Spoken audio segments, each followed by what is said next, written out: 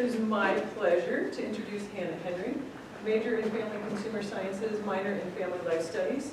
I said the word pleasure because it truly has been.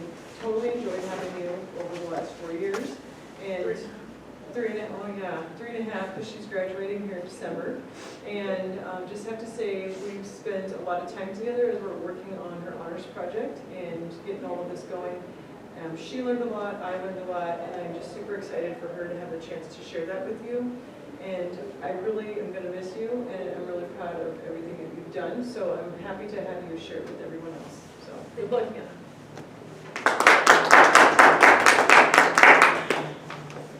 Okay.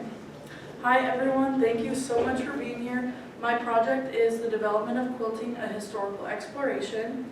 When I started this project, I honestly did not expect to learn as much as I did. I knew that quilting had history, but I just didn't realize how deep and meaningful that history is. It goes back thousands of years. It shows up in so many different cultures for completely different purposes. Warmth, clothing, armor, storytelling, memory, community, and now even fine art.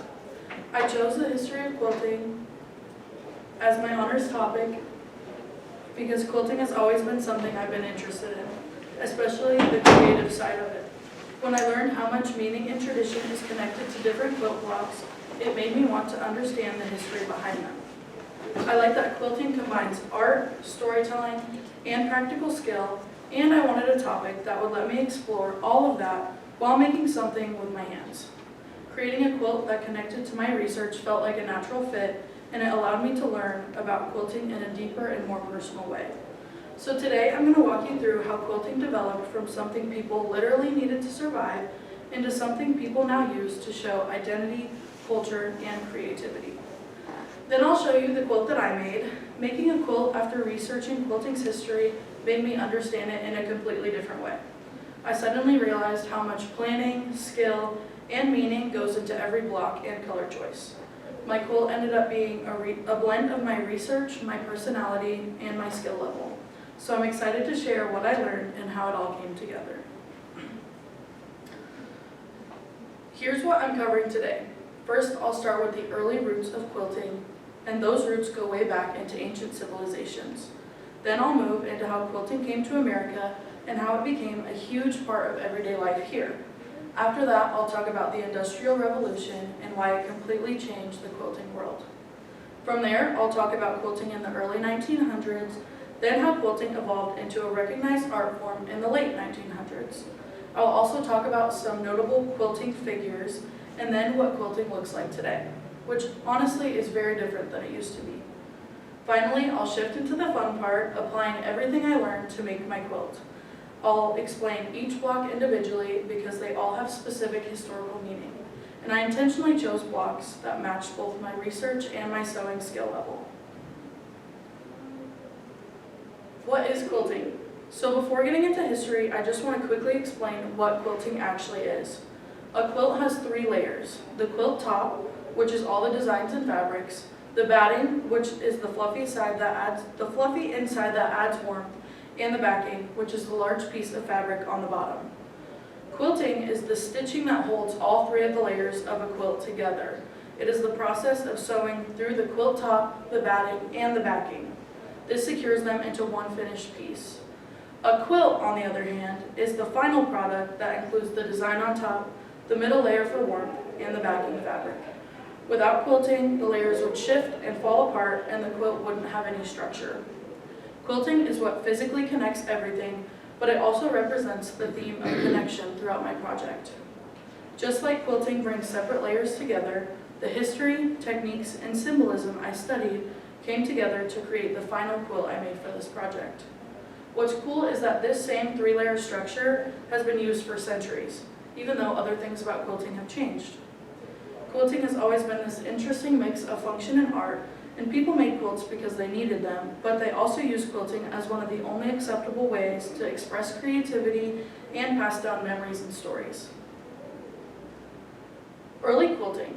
Early quilting appears in Egypt, in Greece, and throughout Europe.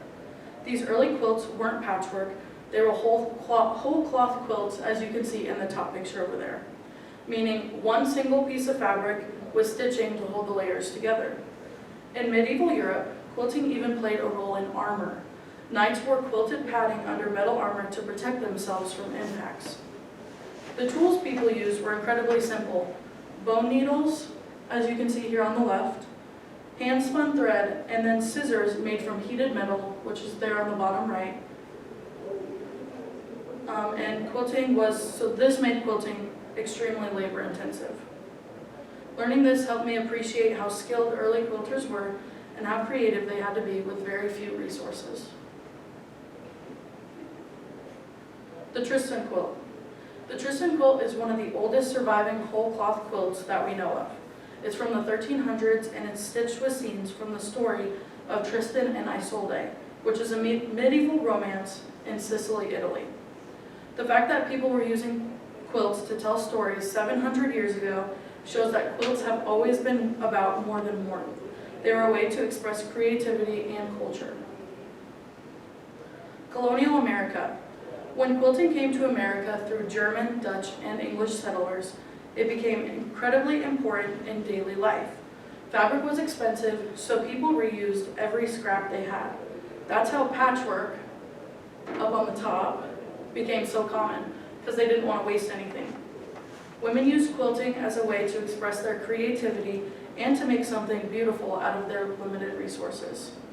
Broidery per se, the picture on the bottom, also appeared during this time, a technique where people cut designs out of printed fabric and appliqued them onto a background.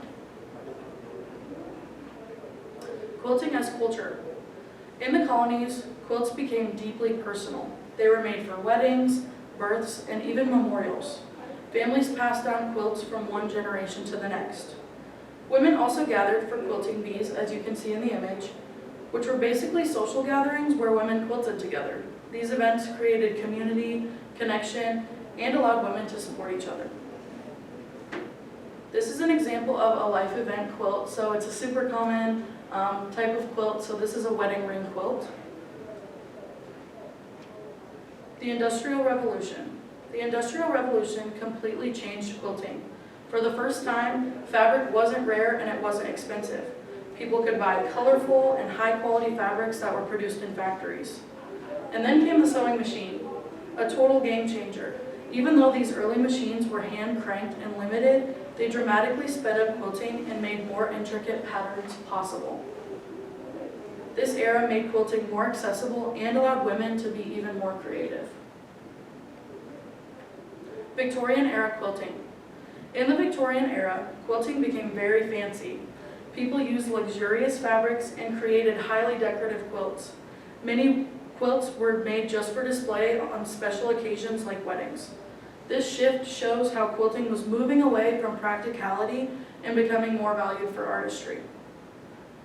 This is an example of a special event quilt. So this is a baby quilt that you would see like at the celebration of the birth of a child or even like their version of a baby shower. Civil War quilting. During the Civil War, quilting was everywhere. Women made quilts for soldiers to keep them warm, and many quilts included messages of hope, encouragement, or direction. Underground Railroad quilts were embedded with a kind of code, so that by reading the shapes and motifs sewn into the design, an enslaved person on the run could know the area's immediate dangers or even where to head next. Quilts were also auctioned or raffled to raise money for supplies. Quilting circles became a way for women to help the war effort and support soldiers from afar. This is an example of an Underground Railroad quilt. So this kind of replicas my own. So each block has a different secret message inside. The early 20th century. In the early 1900s, quilting went through a major revival because of the arts and crafts movement. This movement emphasized handmade goods. During the Great Depression, quilting became a necessity again. People made quilts out of feed sacks because companies started printing nice designs on them. Electric sewing machines also made quilting faster and more accurate. Quilting as art. After World War II, quilting shifted once again, this time into the art world. Quilts started appearing in galleries and museums. Artists experimented with new materials like synthetic fabrics, beads, and photo transfers. People used quilting to tell stories, make political statements, or express personal experiences. So these are two examples of new materials quilts. The quilt on the left is made out of microfiber, and the quilt on the right is an example of a photo transfer quilt. Contemporary quilting. Since the 1970s, quilting has grown into a massive global community. Long arm machines make quilting huge pieces easier, and digital tools let quilters design quilts before even sewing anything. In contemporary quilting, one of the biggest changes has been the shift toward highly computerized sewing machines. Modern machines now include built-in stitch libraries, automatic thread cutters, digital tension control, embroidery programs, and touchscreen displays that allow quilters to design and adjust patterns directly on their sewing machine. These advancements make quilting faster, more precise, and more customizable than ever. Computerized machines also allow quilters to experiment with complex designs that would have been extremely difficult or time-consuming with older tools. This technology reflects how quilting has evolved into both an artistic and technology-supported craft, blending tradition with innovation in today's quilting community. Social media has brought quilters from all over the world together, and today the quilting industry is worth over $5 billion. Notable figures. Notable figures in quilting history helped transform quilting from a practical household skill into an expressive form of art. Harriet Powers is one of the best-known early quilters, and her story quilts combine biblical scenes, culture, and personal experiences. Her work shows how quilting can communicate history and tradition. Mary Simon also made a lasting impact through her detailed Baltimore album quilts. These highlighted applique and decorative stitching at a time when quilting was becoming more artistic. Modern quilters continue to expand what quilting could be. Ruth McDowell is known for blending traditional quilt techniques with creative, nature-inspired designs that help quilting enter the world of fine art. Judy Chicago also used quilting in her work to highlight women's voices and challenge traditional ideas about art. These figures show just how quilting has continued to evolve through innovation, storytelling, and artistic expression. Application of research. After learning this history, I wanted my quilt to reflect what I had learned. I picked blocks that all had historical meaning, but that I also felt confident in sewing. All of the blocks I chose come from the Civil War era of quilting, which is why they carry strong themes of direction, safety, and survival. Using these blocks allowed me to connect my project to a time when quilts held deep cultural importance and sometimes symbolized hope during incredibly difficult moments. By including these designs, I am respecting the traditions of stories that earlier quilters passed down, while also adding my own meaning through my color choices, layout, and personal style. This allowed me to combine tradition with my own creativity and create something that honors the past but still feels like my own work. The quilting process. I started by planning my quilt, which included graphing the blocks, measuring the sizes, and figuring out how much fabric I would need. After that, I bought my fabric and cut everything out.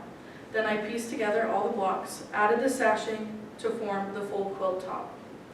Next, I assembled what's called the quilt sandwich, and I used 505 spray to baste all the layers together.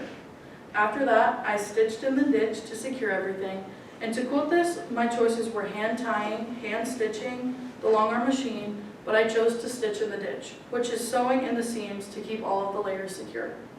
The very last step was adding the binding around the edges to finish the quilt. In the next slides, I will be referring to my quilt, but please feel free to view the slides and the quilt up front as we go forward. Flying geese. The flying geese block symbolizes following the geese north toward freedom. I chose it because the theme of movement and hope shows up throughout quilting history. It's also a pretty simple block made from triangles, so it really did match my skill level. The monkey wrench. The monkey wrench block symbolizes gathering tools and preparing for a journey. I really like the meaning behind it. It's a symbol of strength and readiness. It's also a block that's easier for beginners, but it still looks very structured. Crossroads. The crossroads block represents direction in major decisions. Historically, it connects to Cleveland, a key stopping point for routes headed north. I love the symbolism and how bold this design looks. The log cabin. The log cabin is one of the most iconic blocks ever. It symbolizes safe houses and the warmth of home. I picked it because it matches the emotional comfort that quilts are known for. It was also one of the easiest blocks for me to sew. Bow ties. Bow ties represents transformation and identity.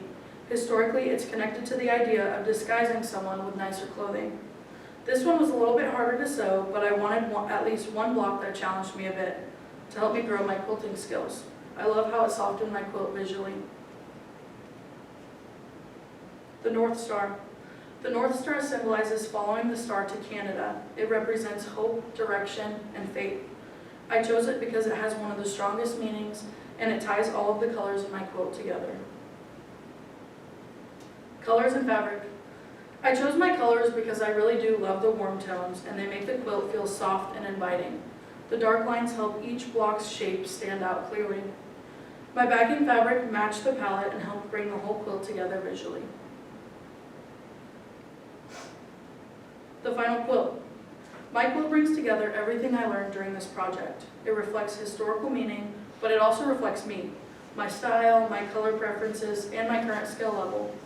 Making it helped me appreciate quilting on a much deeper level.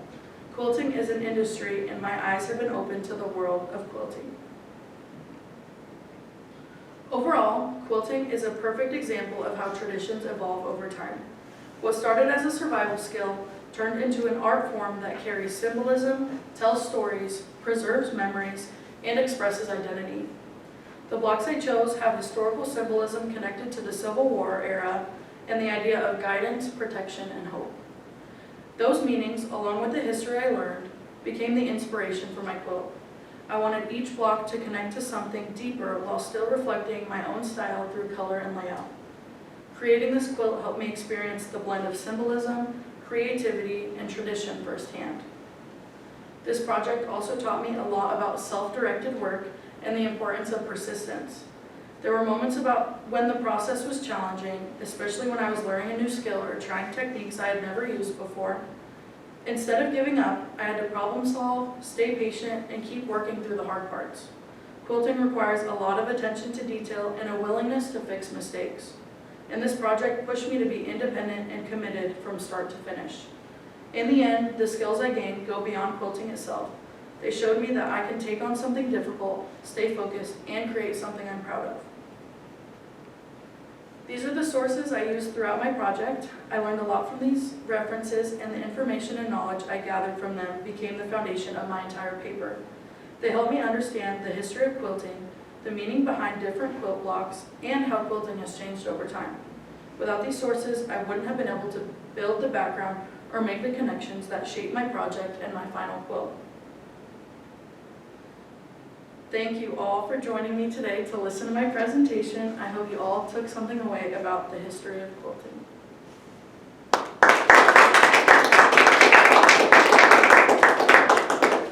Any questions? Okay. So you cut out each of those shapes? Yeah. And you also sew all of them together? Yeah. Really? So I don't know that you kept a time log, but what would you estimate, how many hours do you think it took you, including like the planning, because you actually drew it